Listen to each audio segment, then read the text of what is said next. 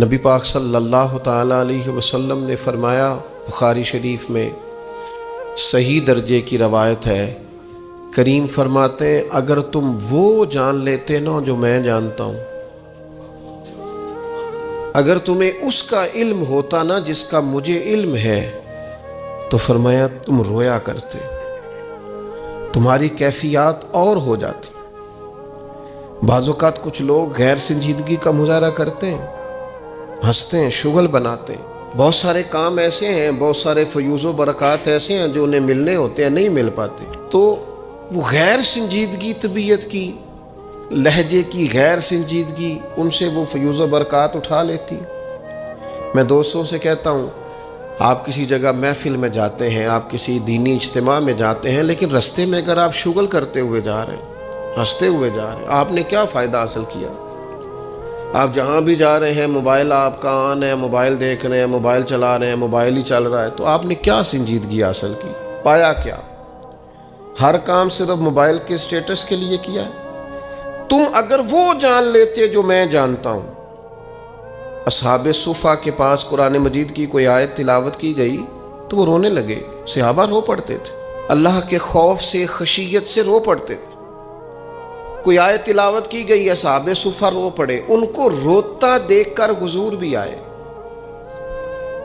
اور اللہ کے رسول کی آنکھوں میں بھی آنسو آئے، اور پھر اللہ کے حبیب علیہ السلام نے اس عمل کا اظہار فرمایا۔ حضور فرمانے لگے، جو آنکھیں رب کے خوف سے آنسو بہاتی ہیں نا، ان کو اللہ پھر دوزخ پر حرام کر دیتا ہے، پھر وہ جہنم میں نہیں جایا کرتا، وہ اللہ کے خوف سے چھلک پڑی، جذبات ابل کر باہر آ گئے۔ سعادت مند لوگ ہوتے ہیں، سعادت مند۔ نبی پاک علیہ السلام نے فرمایا، ترمذی میں موجود ہے، حضور فرماتے ہیں 3 باتیں خوش بختی کی علامت ہیں۔ یا رسول اللہ صلی اللہ تعالی علیہ وسلم کون سی؟ تو ایک تو حضور نے فرمایا اللہ سے ڈرو، اور دوسرا فرمایا بلا وجہ اپنے گھر سے نہ نکلو، اور تیسرا فرمایا اپنے گناہوں پر رویا کرو۔ اگر تمہیں رونا آ جاتا ہے تو یہ سعادت مندی ہے تمہارے لیے۔ مجھے کچھ دوست کہتے ہیں مجھے غصہ بڑا آتا ہے، تو میں کہتا ہوں مجھے بھی بڑا آتا ہے، بڑا آتا ہے، لیکن اپنے گناہوں پر آتا ہے، اپنی غلطیوں پر آتا ہے۔ مجھے زندگی میں جتنا غصہ آیا ہے اپنی کوتاہیوں پر آیا، جہاں جہاں مجھ سے سستیاں ہوئی ہیں مجھے ان پر غصہ آتا ہے، اور جب اپنے آپ پر غصے سے فارغ ہوں گے تو کسی اور پر بھی کر لیں گے۔ ابھی تو ڈھونڈتا پھرتا ہوں اے اقبال اپنے آپ کو، آپ ہی گویا مسافر، آپ ہی منزل ہوں میں۔ میرے عزیز، اگر انسان کو یہ سعادت مندی نصیب ہو جائے، وہ کبھی اپنے مالک کے خوف سے رو پڑے، کبھی اس کی محبت میں رو پڑے۔ مجھے بتائیں نا، بچہ جب رو ہی پڑتا ہے تو پھر اماں سارے کام چھوڑ کے متوجہ ہو جاتی۔ لوگ کہتے ہیں وہ میرے پاس آیا تھا تو بس رو ہی پڑا تھا، تو پھر میں کیا کرتا؟ وہ رو ہی پڑا ہے تو معاملہ ختم ہو گیا۔ بچے کی شدید غلطی پر اسے ڈانٹا تھا، پر وہ رو پڑا، نرم ہو گیا دل ماں کا، باپ کا، چچا کا، بڑوں کا، چونکہ وہ رو پڑا ہے۔ عزیز بھائی، جب تو بھی رب کی بارگاہ میں رو ہی پڑے گا نا، جب تو اس کی خشیت سے ٹوٹ ہی جائے گا نا، جب اس کے حضور آ کے عرض کرے گا نا، مالک میں کہاں جاؤں تیری بارگاہ میں نہ ہوں، کہاں جاؤں؟ اعلیٰ حضرت بریلوی رحمۃ اللہ علیہ کے والد تھے، بڑے درد سے دعا کرتے تو لوگ ان سے دعائیں کرایا کرتے تھے، اور عجیب سے نا دعا کے اندر محو ہو جاتے تھے۔ اپنے لفظوں میں بات کروں تو بڑی کھوب کے دعا کر دے سن، اے بعض بندے رٹیاں رٹائیاں دعاواں کر دیں، بس وہ ٹھیک ہے، ہاتھ اٹھا دیے، جو مولانا صاحب کہیں گے ہم بھی، وہ بڑے محو ہو کے دعا کرتے تھے۔ کسی نے ان سے کہا حضرت اتنی للہیت سے اور اتنی محویت سے اور اتنے ذوق سے دعا کیسے؟ فرمانے لگے میں نے اپنی بیوی سے طریقہ سیکھا ہے۔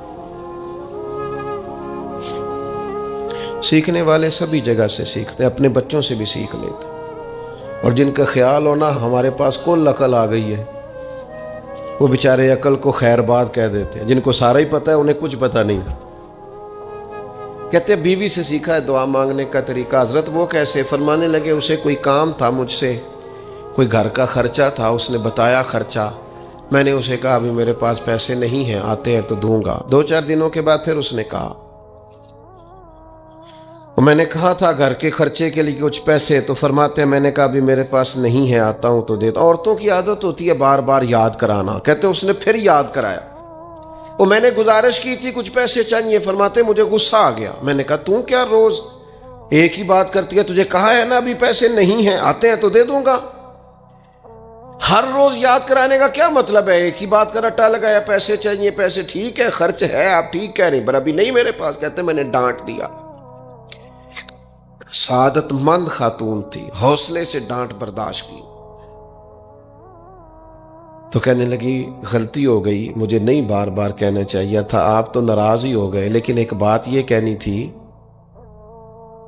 کہ آپ ہی میرے شوہر ہیں، میں آپ سے نہ کہوں تو پھر کس سے جا کے کہوں؟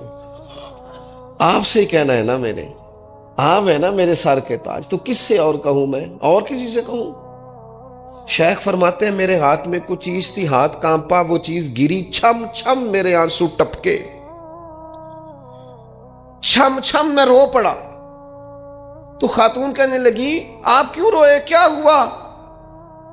تو فرمانے لگے مجھے تو رب سے مانگنے کا طریقہ تو نہیں سکھا دیا، جب میں اس کی بارگاہ میں عرض کروں گا نا مالک بڑے دروازوں پہ گیا ہوں کوئی نہیں میری سنتا، بڑے درد کے ساتھ میں نے کہا ہے پر فریاد کو کوئی نہیں پہنچا، اے اللہ تو ہی میرا رب ہے، پھر تجھے نہ کہوں تو کس کی بارگاہ میں جا کے کہوں؟ میں بیمار ہوں اور شفاؤں کے لیے ترس گیا ہوں، میں مقروض ہوں اور جان چھڑانے کے لیے ترس گیا ہوں، میں کمزور ہوں اور سعادت پانے کو ترس گیا ہوں، میں بے کیف ہوں اور سجدوں کی لذت کے لیے بے چین ہو گیا ہوں، میں بے کیف ہوں اور چاہتا ہوں میرا قرآن پاک کی تلاوت سے دل لگے، پر مالک جب توفیق تو دینے والا ہے تو پھر تجھ سے نہ کہوں تو میں کس سے جا کے کہوں؟ نبی پاک صلی اللہ تعالی علیہ وسلم نے فرمایا 2 آنکھیں دوزخ میں نہیں جائیں گی۔ یا رسول اللہ صلی اللہ علیہ وسلم اتنا کرم، وہ 2 آنکھیں کون سی ہیں؟ فرمایا ایک وہ جو اللہ کی راہ میں رات جاگتی رہی، کسی سرحد پر پہرا دیا، کوئی ڈیوٹی کی، کوئی خدمت کی، راہ خدا میں جو آنکھیں بیدار رہی راہ خدا میں، دوزخ میں نہیں جائیں گی۔ اور دوسرا فرمایا جو رب کی یاد میں رو پڑی، جس سے خشیت آئی، جو ڈر گیا، پر ڈرا اللہ کے لیے، آنسو فار سیل نہ ہو، کوئی اداکاری کا ماحول نہ بنائے، وہ اس طرح نہ ہو رو رو کے دعا، رکت انگیز دعا، اور فلاں کیا بات، فلاں کے بڑا رلایا اور فلاں میں بڑا درد تھا اور فلاں کے آنسو نکل آئے اور پیر صاحب قبلہ رو ہی پڑے، فار سیل نہ ہو چیزیں، اداکاری نہ ہو، اس کی طبیعت پر پورا اثر ہو۔ اور جب خشیت کے ساتھ وجود کانپتا ہے، وہ کسی نے کہا تھا کہ آنسو قربت کا سبب ہوتے ہیں، جب آپ کی روح کسی کی روح سے ملتی ہے تب آنسو نکلتے ہیں۔ جب تو اللہ سے پورا جڑ جاتا ہے نا، جب رسول کائنات کی بارگاہ سے تیری پوری توجہ لگ جاتی ہے، پھر آنسو بن کر دل تے پار پوے جس ویلے ادو پار بناون اکھیاں، تے بے درداں محبوباں دے سارے ناز اٹھاون اکھیاں۔ عزیز دوست، جب آپ پورے طور پر جڑ جاتے، او یارو کتنا روئے ہیں مسلمان اقوام متحدہ کے سامنے جا کے،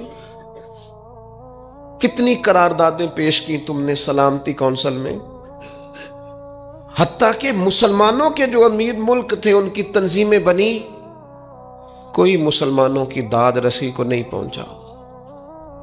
میری کو بہت لمبی عمر تو نہیں ہے، پر میں نے برما میں مسلمانوں کے کٹتے ہوئے حالات دیکھے، خبریں آئیں، ہم نے دیکھی، کٹتے اور سسکتے مسلمان ہم نے دیکھے۔ ہم نے دیکھا لیبیا پہ حملہ ہوا اور ٹوٹ گیا سارا ملک۔ میں نے وہ منظر دیکھا جب غوث پاک کے بغداد میں بمب گرے۔ ہم نے وہ دور دیکھا جب کسی نے خبر دی کہ کربلا میں پھر سے کربلا برپا ہے۔ ہم نے وہ منظر دیکھا جب پتا چلا کہ پھر سے مولا علی کے نجف اشرف کو اجاڑا جا رہا ہے۔ ہم نے وہ سارے منظر بار بار دیکھے، بار بار سنے، اور اب تو شرم آتی ہے میرا دل کرتا ہے میں فلسطین کا نام نہ لیا کروں، شرم آتی۔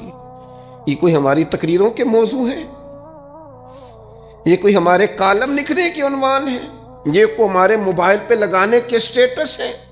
یہ تو شرم سے مر جانے کا مقام ہے۔ یہ کوئی گردنیں اٹھا کے بات کرنے والی بات ہے؟ یہ موبائل پہ ایک دوسرے کو ویڈیو دکھانے کا منظر ہے؟ رمضانوں میں شاموں میں اپنے اپنے بچوں کو سینوں سے لگا کے افطاریاں کرانے والوں اور بچوں سے پوچھنے والوں کہ پتر تو کی کھانا ہے، اس سے پوچھ لے اس کی مرضی کیا ہے۔ تمہیں پتہ ہے فلسطین کی بیٹیاں بھی سیدہ خدیجہ الکبریٰ کی بیٹیاں ہیں، وہ مومنوں کی مائیں ہیں تو ان کی بھی تو مائیں ہیں نا۔ فلسطین کی بہنیں بھی صبح قیامت حضرت فاطمہ کے پلو میں پناہ لیں گی۔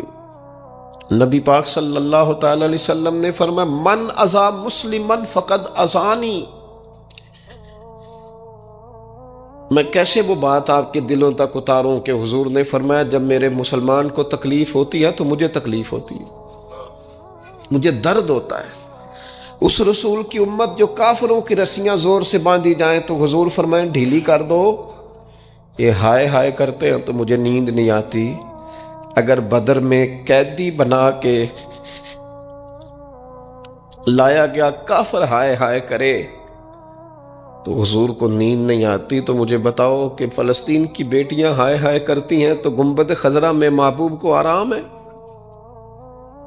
میرے عزیز، بے حسی کی زندگی، چھوٹے موٹے بیانات، تو بھی کہہ دے تھوڑا سا فلانے کا بیان نہیں آیا، کیا کرنا ہے بیان دے کے، کیا بات کرنی ہے تذکرہ کر کے؟ دوستو آؤ رو کے دیکھ لیا ساری دنیا کے سامنے، کچھ رب کے سامنے رو کے نہ دیکھ لے؟ اب اسے کہے نا، اب حضور کی بارگاہ میں عرض کر کے نہ دیکھ لے کہ تجھ سے فریاد ہے اے گنبد خضرا والے، اب کعبے والوں کو ستاتے ہیں کلیسا والے، اور کی اگر تو نے دل مسلم کی دل جوئی نہیں، پھر ہمیں تانا دیں گے بت کہ مسلم کا خدا کوئی نہیں۔ اب اللہ رسول کی بارگاہ کی طرف رجوع نہ کر لیں، اب چھوڑ نہ دیں سیاستدانوں کے گلے، اب چھوڑ نہ دیں دنیا اقوام متحدہ کی بات اور سلامتی کونسل کی بات، اب اپنے اللہ کی جانب رجوع نہ کریں۔ دیکھو نا، نبی پاک صلی اللہ تعالی علیہ وسلم نے ہمیں فرمایا تمہارے آنسو قدر والے ہیں، رب رسول کی بارگاہ میں بہانا، ان کو ضائع نہ کرنا۔ عزیز بھائیو، یہ آنسو جو اللہ رسول کی بارگاہ کی طرف بہتے ہیں، یہ اللہ کی رحمت کو متوجہ کرتے ہیں، یہ مالک کریم کے کرم کو مائل کرتے ہیں۔ ہمارا مسلح آباد ہونا چاہیے۔ وہ مجھے ایک دوست کہنے لگے صرف دعا کریں فلسطین کے لیے، آپ نے کہا جم کے دعا کریں، صرف دعا کرنے سے کیا ہوتا ہے؟ میں نے کہا دعا کرنے سے پہاڑ ہل جاتے ہیں اپنی جگہ سے۔ میرے رسول پاک رات کو دعا کریں تو صبح فاروق اعظم جیسے لوگ آ جاتے ہیں دین اسلام۔ نبی پاک علیہ السلام رات دعا کریں نا، دعا، اور بدر کی رات حضور دعا کریں تو اللہ 7,000 فرشتوں کو بھیج دیتا ہے مسلمانوں کی مدد کے لیے۔ صحابہ فرماتے ہیں میدان بدر میں ہم کسی کو قتل کرنا چاہتے تھے، لیکن اس کی گردن پہلے سے کٹ کے گر جاتی تھی، فرشتے آئے ہوئے تھے۔ آج ہمارے ساتھ اللہ کی مدد ناراض ہو گئی ہے، ہم سے رب کی مدد ناراض ہے۔ ہماری مجموعی غلطیاں، قومی کوتاہیاں، بددیانتیاں، رشوت خوریاں، ہمارے جھوٹ، ہماری بد اخلاقیاں، مجموعی طور پر سوسائٹی کی مادہ پرستی، اخلاقی رویوں کی گراوٹ، لوٹنا، اپنا حصہ وصول کرنا، جگہ جگہ پہ کمیشن مقرر کرنے، ہر شخص کا ذات کے لیے سوچنا، اللہ کی مدد پھر روٹ جایا کرتی ہے، ناراض ہو جایا کرتی ہے۔ سب سے ضروری کام یہ ہے، سب سے ضروری کام کہ اللہ کی مدد شامل ہو۔ سب سے، ایک صحابی تھے، ایک جگہ انہیں شہید کیا جا رہا تھا، تو کافر چاہتے تھے کہ ہم ان کی لاش کو معاذ اللہ ثم معاذ اللہ بے حرمتی کریں۔ انہوں نے عرض کی مالک تو میرا مددگار ہے، اس بیابان جنگل میں میری مدد کرنا۔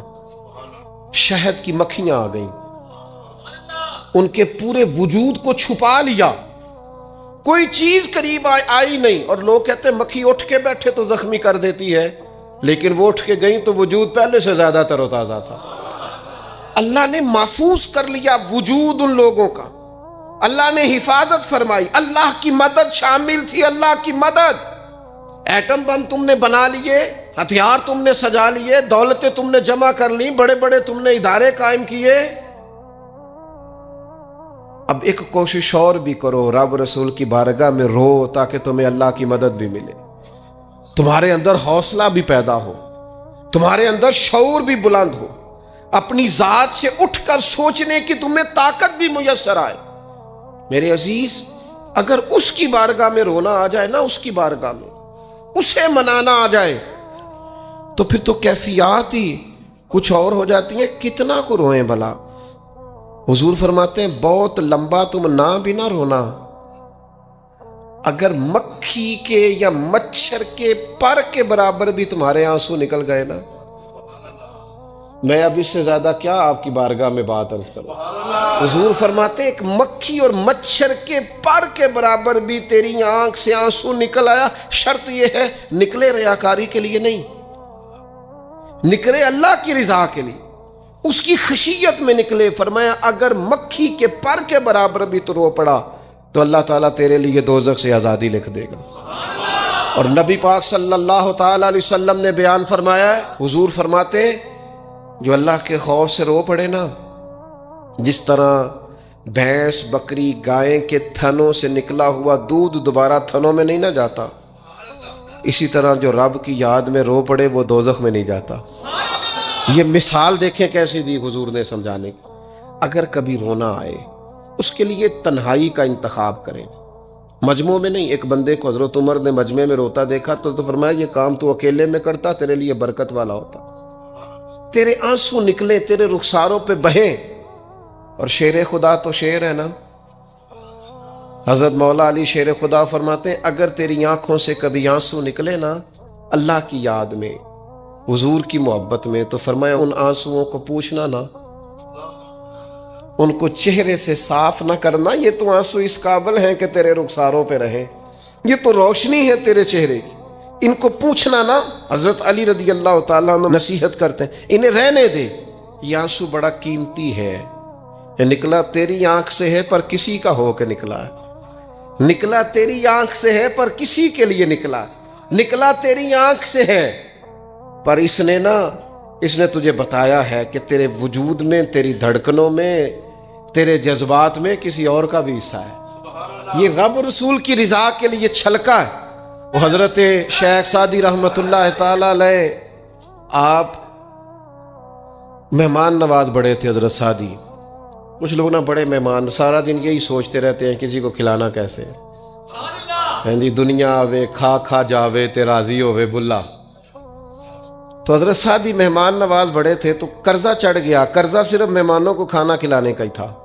تو ایک دن سارے ہی قرض کھا کے بیٹھ کے کہنے لگا بابا پیسے دیں گے تو جائیں گے، پیسے رکھ، سب جھگڑا کر رہے ہیں۔ تو حضرت سعدی کہتے ہیں وہ مطالبہ کر رہے ہیں پیسے دو اور مجھے ٹینشن ہے، ان کو کھلایا پلایا کچھ نہیں۔ تھوڑی دیر گزری تو ایک بچہ آ گیا کچھ بیچتا بیچتا، اس نے آ کے کہا نوجوان نے کہ جناب میں مجمع دیکھتے ہیں تو بعض لوگ بیچنے والے آ جاتے ہیں، اس نے وہ چیز بیچنے کے لیے سامنے کی تو کہنے لگا لینی ہے، تو حضرت فرمانے لگے میرے مہمانوں کو دے دو کھا لیں۔ انہوں نے دے دی، اب وہ کہنے لگا پیسے، تو حضرت بڑے پریشان ہوئے، کہنے لگے بیٹا آپ بھی بیٹھ جائیں، یہ بھی سارے پیسے لینے ہی آئے ہیں، ان کو ملیں گے آپ کو بھی مل جائیں گے۔ تو وہ نوجوان رو پڑا،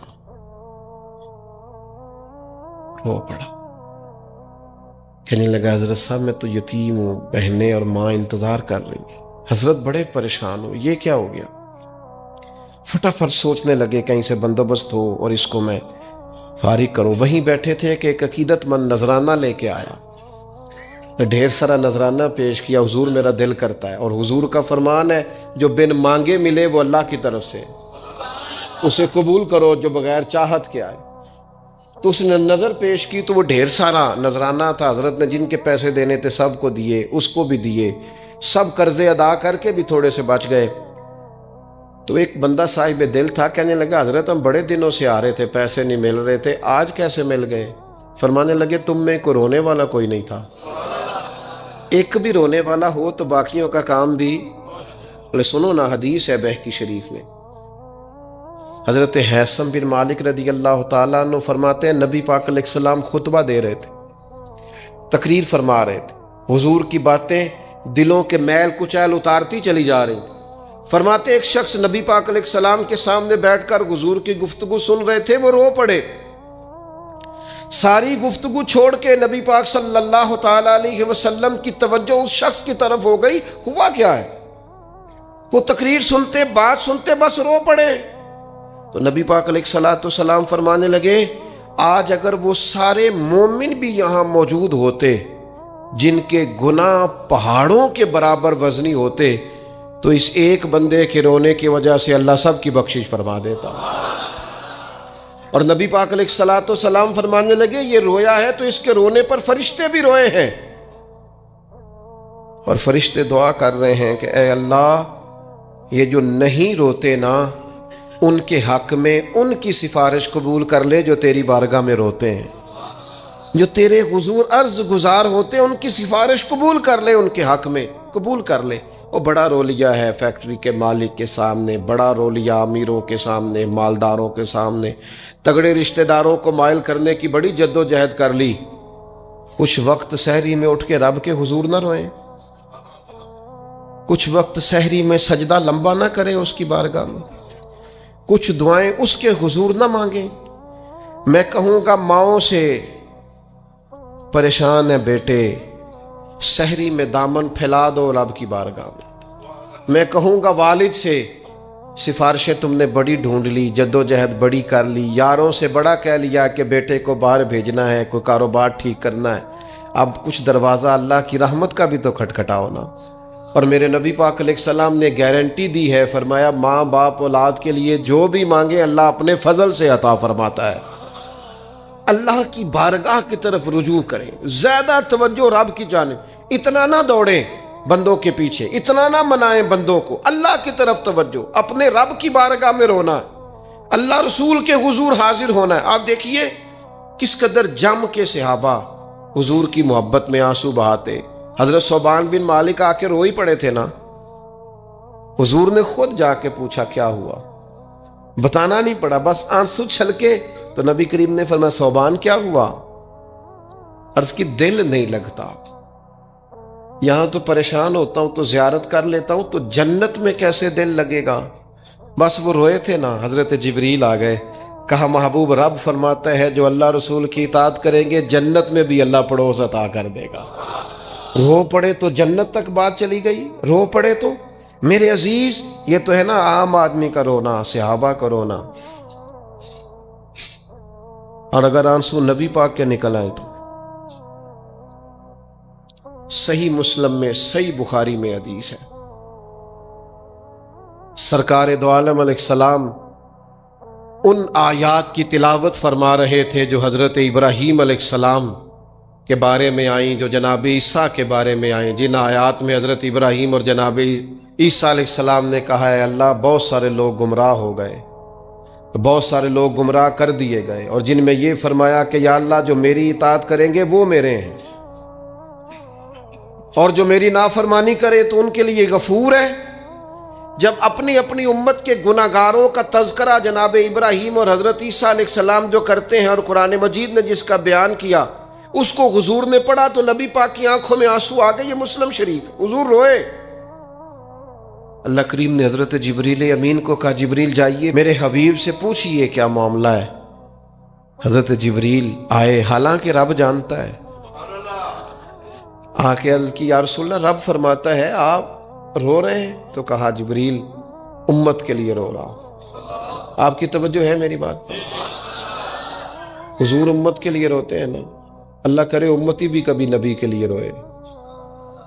کہا امت کے لیے رو رہا ہوں.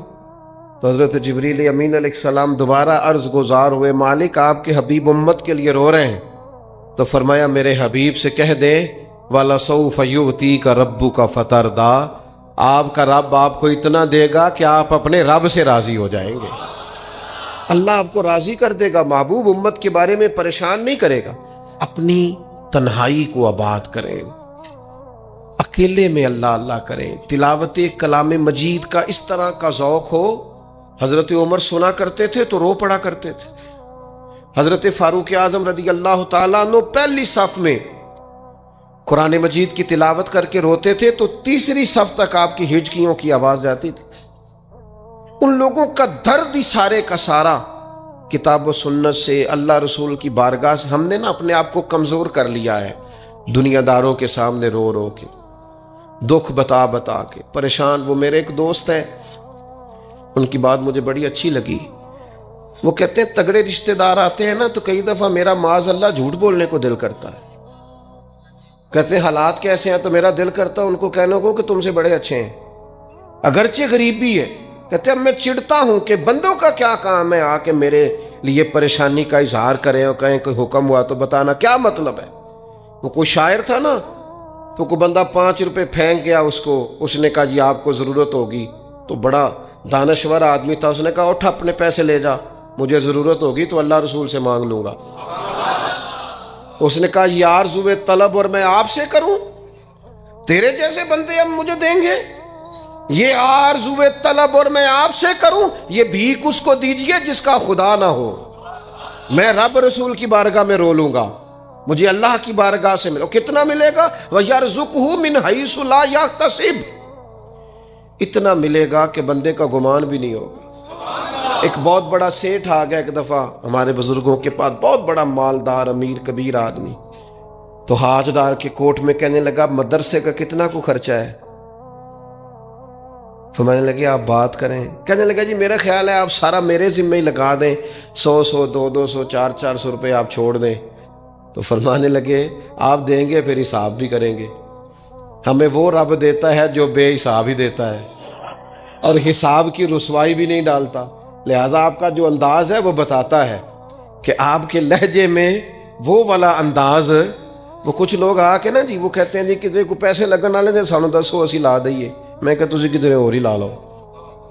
اگر آپ کو کسی پر اعتماد ہی نہیں ہے، آپ کا لہجہ ہی کچھ اور طرح کا ہے، تو اس کا معنی کیا ہے؟ میرے عزیز، لوگ تو تھوڑا دیتے ہیں تو پریشان کرتے ہیں، اس رب کی طرف رجوع کریں جو اتنا دیتا ہے کہ بندے لے لے کے ہی تھکتے ہیں، وہ دے کے نہیں تھکتا۔ اللہ کے حضور اپنے آنسو بہائیں، کچھ وقت عبادات کے لیے رکھیں۔ آپ جتنے بھی انبیاء کے تذکرے پر، حضرت شعیب علیہ السلام بڑا ہی رویا کرتے تھے۔ اللہ کریم نے پوچھا جنت کے لیے روتے ہو کہ دوزخ کے خوف سے؟ کہا مالک میں تو تیرے لیے روتا ہوں، تیری چاہت میں روتا ہوں، تیرے لیے آنسو بہاتا ہوں۔ میرے عزیز، انبیاء ہوں، صلحاء ہوں، اتقیاء ہوں، صحابہ ہوں، اہل بیت ہوں، جم کے آنسو بہے۔ جنہیں رونا آ گیا نا انہیں منانا آ گیا، جنہیں رونا آ گیا ان پہ رحم آ گیا، جن کی آنکھیں چھلک پڑیں وہ محبوب کو پا گئے۔ شرط یہ ہے کہ تنہائی ہو، بندہ اکیلا ہو، رج روئے پر روئے اللہ رسول کے لیے، ان کی بارگاہ میں روئے۔ باہر تو نکلے تو پھر تو منہ دھو کے نکلے نا، آنسو بندوں کو نہیں دکھانے، آنسو اللہ رسول کو۔ میری آپ سے درد سے گزارش ہے، میں نے جیسے کہا نا دعائیں بڑا انقلاب برپا کرتی ہیں، ایک رات صرف میرے کہنے پر 2 رکعتیں نماز پڑھیں، پھر استغفار پڑھیں 70 بار، پھر اتنا ہی حضور کی بارگاہ میں درود و سلام عرض کریں، پھر رج کے روئیں، اللہ سے عرض کریں اللہ اس وطن کے حالات بھی بدل دے، اللہ امت کے لیے بھی آسانی کر دے، اللہ تعالیٰ فلسطین کے مسلمانوں کے لیے خیر فرما دے۔ ہم اگر اجتماعی طور پر اور انفرادی طور پر اپنے رب کی بارگاہ میں دعاؤں کا رشتہ مضبوط کریں گے نا تو بڑا ہی کریم ہے۔ جب اتنے سارے لوگوں کے ہاتھ اٹھتے ہیں نا، میں یہاں بھی کئی دفعہ لمبی دعا کرتا ہوں جمعے کے بعد، سوچتا یہ ہوں اتنا بڑا مجمع ہے، ہزاروں لوگ ہیں، تو ہو سکتا ہے کسی ایک نیک آدمی کی آمین سے کئیوں کا بھلا ہو جائے، کئیوں کے۔ تو جم کے دعائیں کریں، اپنا رشتہ اپنے رب سے مضبوط کریں۔ اقبال کہتے ہیں خیرت نے کہہ بھی دیا لا الہ الا اللہ تو کیا حاصل، دل و نگاہ اگر مسلمان نہیں، دل و نگاہ اگر دل و نگاہ، دل اور آنکھ، دل و نگاہ اگر مسلمان نہیں تو پھر کچھ بھی نہیں۔ دل سے پوچھ وہ مومن ہے کہ نہیں، تیری پیشانی تو اللہ کی بارگاہ میں جھکتی ہے، تیرا وجود تو جھکتا ہے، دل سے پوچھ اس کا کیا حال ہے۔ یہ تعصبات ان کو پھیلایا جاتا ہے، اس پر محنت کی جاتی ہے۔ ہم گروہ پرست ہوتے جا رہے ہیں معاذ اللہ حق پرست ہونے کی بجائے۔ ہمیں گروہ میں نہیں بٹنا، ہمیں حق دیکھنا ہے کدھر ہے، حق کا سفر کرنا ہے۔ قرآن مجید سورۃ المائدہ آیت نمبر 8 اللہ کریم نے فرمایا یا ایھا الذین آمنوا کونوا قوامین للہ شہداء بالقسط، اے ایمان والو اللہ کے حکم پر خوب قائم ہو جاؤ اور انصاف کے ساتھ گواہی دو۔ اللہ کے لیے قائم ہو جاؤ، کھڑے ہو جاؤ، انصاف کے ساتھ گواہی دو۔ قرآن مجید کا انداز دیکھیے گا سمجھانے کا، فرمایا وَلَا يَجْرِمَنَّكُمْ شَنَآنُ قَوْمٍ عَلَىٰ أَلَّا تَعْدِلُوا، کسی قوم کی دشمنی تمہیں وہاں نہ لے آئے کہ تم انصاف چھوڑ دو۔ دشمنی اختلاف اپنی جگہ پہ اور انصاف اپنی جگہ پہ، سامنے دشمن بھی ہو تو کرنا تم نے انصاف ہی ہے، جب ترازو پکڑنا ہے تو تولنا تم نے۔ یہ میرے رب کا ارشاد ہے، یہ قرآن پاک ہے۔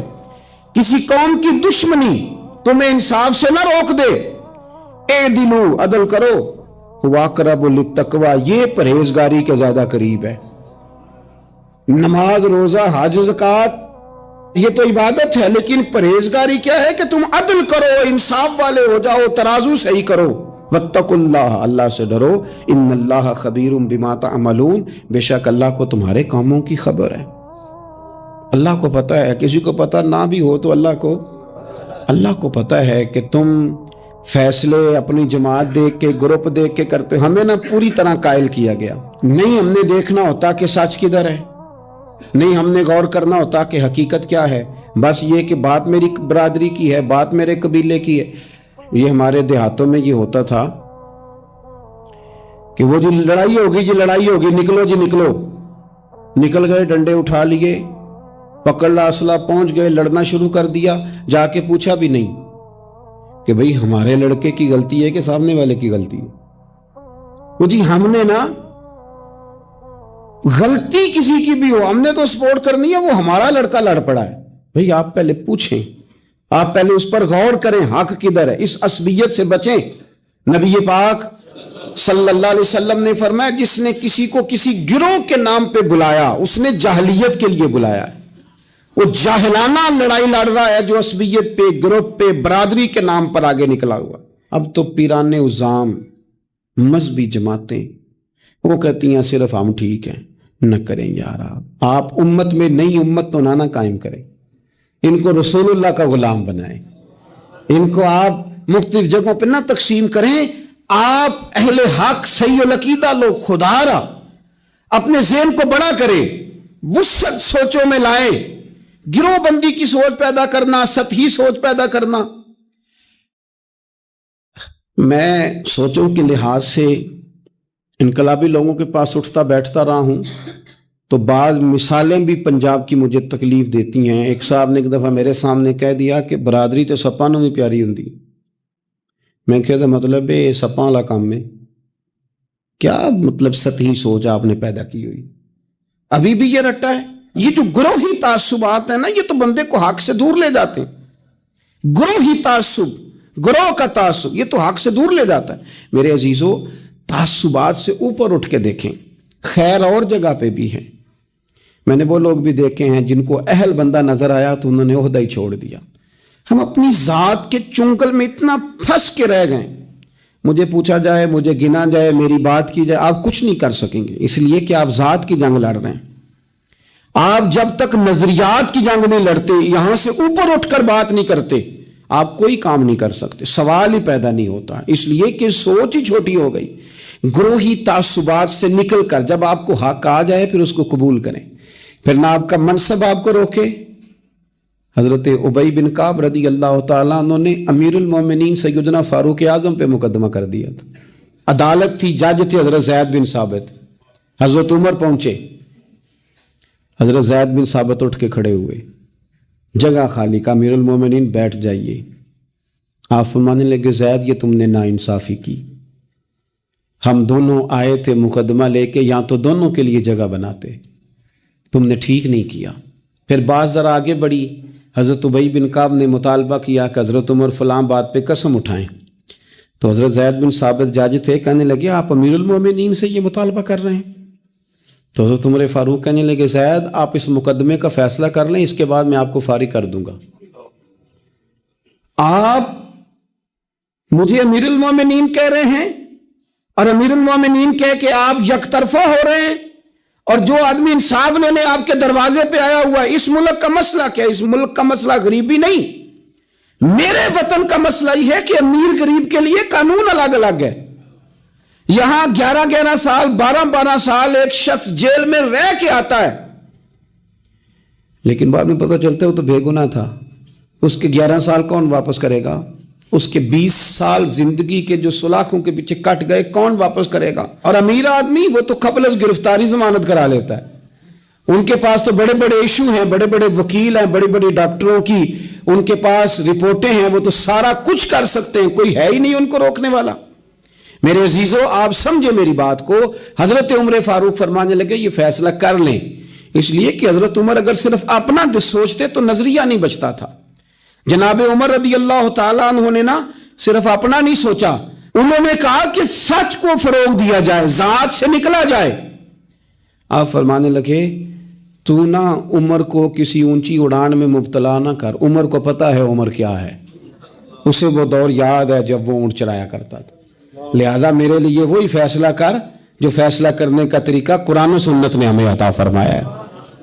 آپ نکلیں ذرا ذات پات کے چنگل سے، یہ جو بت پال لیے نا، اقبال کہتے ہیں اگرچہ بت ہے جماعت کی آستینوں میں، جماعتوں کے بت تو نہ بناؤ، تنظیموں کو بت تو نہ بناؤ، آپ برادری کو بت تو نہ بناؤ، آپ رنگ نسل کو بت تو نہ بناؤ، اگرچہ بت ہیں جماعت کی آستینوں میں، پر مجھے ہے حکم اذاں لا الہ الا اللہ، یہ ٹوٹ جائیں گے لا الہ الا اللہ کی ضرب سے۔ وسیع الظرف، وسیع المزاج بنے، وسیع المشرب بنے۔ آپ کبھی بھی سوچوں کو اتنا محدود نہ کریں کہ آپ کسی ایک ابہام کا شکار ہو کے ہی ساری زندگی گزار دیں۔ کیا مسئلہ تھا عرب کے لوگوں کو؟ مسئلہ کیا تھا؟ صرف اتنا، ایک عجیب روایت ہمیں ملتی ہے سیرت کی کتابوں میں، میرے نبی پاک صلی اللہ تعالی علیہ وسلم نا رات کے وقت پہاڑ کی چوٹی پہ بیٹھ کے قرآن پاک کی تلاوت کرتے تھے۔ حضور نا رات کے وقت قرآن پاک کی تلاوت کر رہے تھے، نبی کریم تلاوت کر رہے تھے، اور جب یاسین والے نبی خود یاسین پڑھے، والضحا والے محبوب جب خود والضحا کی تلاوت کریں، مدثر والے محبوب جب خود مدثر پڑھے، تو انداز ہی نرالو۔ حضور قرآن پاک کی تلاوت کر رہے تھے تو اس تلاوت کی نا آواز گونجی، کہاں تک پہنچی؟ ابو جال بھی کسی جھاڑی میں چھپ کے حضور کا قرآن سننے لگے، سریلی اتنی تھی اس میں، لطف اتنا تھا۔ ابو سفیان بھی آ گئے، کسی جھاڑی میں چھپ کے قرآن سننے لگے۔ اخنس بن شریک بھی آ گیا، تھوڑا نہیں سنا، ساری رات ہی حضور کی تلاوت سنتے رہے، ساری رات تلاوت سن۔ صبح ملاقات ہوگی، تو کدھر آیا تھا، تو کدھر آیا تھا، تو آج کے بعد نہ آئے کوئی بھی، لیکن کہتے ہیں اگلے دن سوئے تو بے چین کیا حضور کی آواز نے، پھر اٹھے، تینوں آ کے پھر مختلف جگہوں پہ بیٹھ گئے، سویرے پھر ملاقات ہو گئی، آج کے بعد نہیں آنا، تو بھی نہ آنا، تو بھی نہ آنا، پر کہاں چین لینے دے حضور کی میٹھی آواز، کہاں چین لینے دے حضور کی میٹھی آواز۔ تینوں پھر اٹھ گئے، کئی دن آتے رہے، ایک دن طے ہوا کہ آج کے بعد بالکل نہیں آنا، جو آئے گا سزا ملے گی، ہو گئی بات طے۔ اخنس بن شریح کہتے ہیں میں سویرے ابو جہل کے گھر گیا، میں نے کہا سن ایک دن نہیں کئی راتیں، تو نے بھی سنا میں نے بھی سنا، دل پہ ہاتھ رکھ کے بتا وہ جو پڑھتے ہیں وہ حق سچ ہے کہ نہیں، کھری بات کر، سنا تو نے بھی سنا میں نے بھی، ساری رات سنا، بتا بات سچی ہے کہ نہیں؟ تو ابو جہل کہنے لگا ایک ایک حرف سچا ہے، ایک ایک بات سچی ہے، تو تم مانتا کیوں نہیں؟ پھر تو مانتا کیوں نہیں؟ تو جو ابو جہل نے جواب دیا، خدا را اس پہ غور کرنا، میری منت سمجھ کر اس بات پہ غور کرنا، او پھر تو مانتا کیوں نہیں؟ تو ابو جہل کہنے لگا ہمارے قبیلے کا اور بنو ہاشم کا، حضور سید عالم کے قبیلے کا شروع سے مقابلہ رہا ہے، انہوں نے اگر لوگوں کو کھانے کھلائے تو ہم نے بھی کھلائے، انہوں نے غریبوں کا بوجھ اٹھایا تو ہم نے بھی اٹھایا، انہوں نے اگر گھوڑا دوڑایا تو ہم نے بھی دوڑایا، پھر انہوں نے دعویٰ کر دیا کہ ہمارے اندر ایک نبی آ گیا ہے، اب ہم کیسے مان جائیں اس قبیلے میں نبی آ گیا؟ پہلے کیا کہہ رہا ہے؟ بات بالکل حق ہے. اب کیا کہہ رہا ہے؟ اس کے کہنے کا مطلب یہ ہے کہ اگر میرے قبیلے میں نبی آتا تو میں مان جاتا.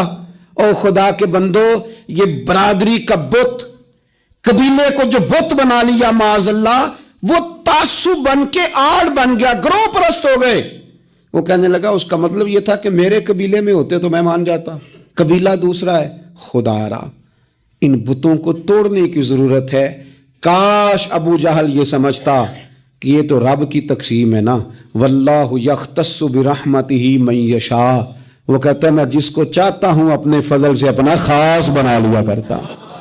لیکن یہ گروہی تعصبات، قرآن مجید آپ دیکھیں نا تو یہودیوں کے بارے میں اللہ فرماتے ہیں چونکہ تورات میں بھی حضور کی شانیں، زبور میں بھی حضور کی شانیں، انجیل میں بھی حضور کی شانیں، ہر جگہ اللہ نے اپنے حبیب کے تذکرے کیے. رب کریم فرماتا ہے محبوب یہ جو یہودی ہیں نا، یعرفونہ کما یعرفون ابناءہم. قرآن مجید کے الفاظ پہ غور کیجئے. کہا محبوب یہ آپ کو اس طرح جانتے ہیں، اس طرح پہچانتے ہیں جس طرح کوئی اپنے بیٹے کو پہچانتا ہے. جڑواں بچے ہوں نا، جڑواں شکلیں بھی ایک جیسی ہوں تو اور کوئی پہچانے نہ پہچانے، باپ اور ماں پہچانتے ہیں کہ یہ فلانا ہے، اور یہ ان کو پتہ چلتا ہے. کہا محبوب جس طرح یہ اپنے بچوں کو پہچانتے ہیں نا، اس طرح آپ کو جانتے ہیں. لیکن وہ کہتے پتہ کیا تھے؟ وہ کہتے تھے کہ ہم وہ والی وحی مانیں گے جو ہم پہ آئی ہے، جو بنی اسرائیل کے نبی آئے ان کو مانیں گے. یہ چونکہ حضرت اسماعیل علیہ السلام کی اولاد میں سے ہیں رسول رحمت صلی اللہ علیہ وسلم، لہٰذا نہیں مانیں گے. وہ جو گروہی تعصب تھا نا، قبیلے کا تعصب گروہی، وہ لے ڈوبا. وہ تورات پڑھ کے بھی، انجیل پڑھ کے بھی، بلکہ وہ لوگوں کو کہا کرتے تھے رسول آنے والے ہیں، رسول آنے والے ہیں، رسول آنے والے ہیں. لیکن حضور آ گئے حضرت ابراہیم کی اولاد میں سے، حضرت اسماعیل کی اولاد میں سے. انہوں نے کہا جی وہ تو ہمارے قبیلے میں ہوتے تو ہم مانتے. میں نے بھی غور کرنا ہے، آپ نے بھی غور کرنا ہے. یہ سوچیں تو یہودیوں کی ہیں کہ فلانا میرے قبیلے سے ہو تو پھر مانتا ہوں، فلانا فلانی جگہ ہو تو. یہ تو سوچ ہماری نہیں، ہمارے اندر کیسے آ گئی؟ ہم نے کس دبدبے سے اپنے بچوں کو یہ بات سکھائی کہ تو فلانے چودھری کا بیٹا اور فلانے کمی کے بیٹے سے تو کھیل رہا ہے؟ یہ سوچ پیدا کیسے ہوئی؟ کون تھا جو یہ سوچیں لایا؟ کہاں سے یہ پنپی، کہاں آ کے پروان چڑھی؟ اس بنیاد پر لوگوں نے الیکشن لڑے کہ یہ پنجابی ہے، یہ سندھی ہے، یہ بلوچی ہے، یہ فلانا ہے. اس بنیاد پر لوگوں کو تقسیم کیا، اور لوگ اتنے مائل ہوئے کہ ان بنیادوں پر ووٹ دینے لگے، ان نعروں کے قائل ہو گئے، ان سطحی بنیادوں پر آ کے انہوں نے کام کیا. دیکھیں میں کہہ چکا ہوں کہ ہر قوم کے رسم و رواج سے اختلاف نہیں، لیکن وہ قوم تعصب کا شکار اور اپنے علاوہ کسی کو جانے ہی نہ.